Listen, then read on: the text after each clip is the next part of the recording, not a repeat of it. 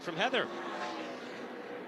And when I talked to her earlier about this racetrack last year, this is one of her better races where she finished 5th, but she said it's changed a lot as we see the caution out. Hard crash for Kris Wright in the 15, and piling in also is the number 93 of Cody Dennison in his first start for this race team in 2024, and both cars are badly damaged in 1 and 2.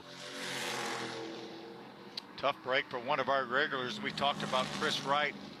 Had a runner-up finish earlier this year, running full-time this year for Venturini's. First time he's made this effort in the ARCA Menards Series.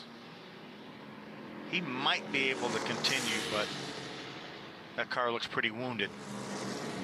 Certainly a lot of fluid being left behind as Wright is going to try to drive that car back to the pit area. He was running up in the top 10. In fact, he was running 4th, so in the top 5 for that of Kris Wright.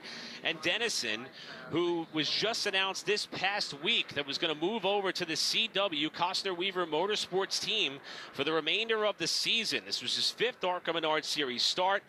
And he does have 2 top 10 finishes on the ARCA Menards Series East side so far this year.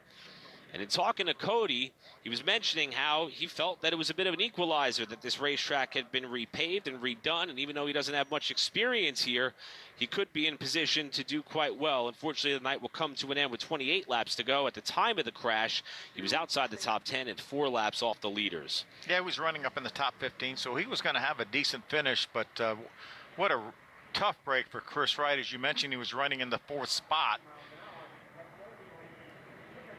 While Wright was able to drive his car back to the pit area, the number 93 of Cody Dennison will not be as fortunate. The Hogs Bluff, Alabama native is going to see his car go off on the hook after this crash in turns 1 and 2 to slow the field, and that will make us now 2 of the last 4 ARCA Menards Series races that will not make it to the end after the race break. Let's try to take a look at what happened. Right side of your picture. Right over there, that's where they are.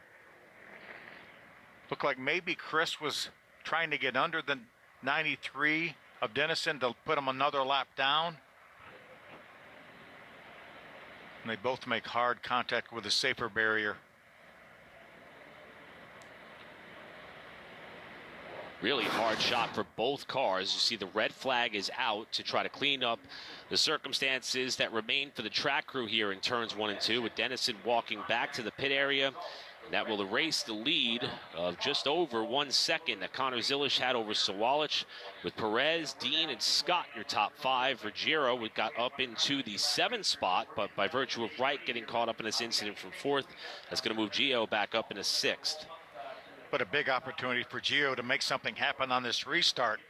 He had fallen several seconds off the pace without this caution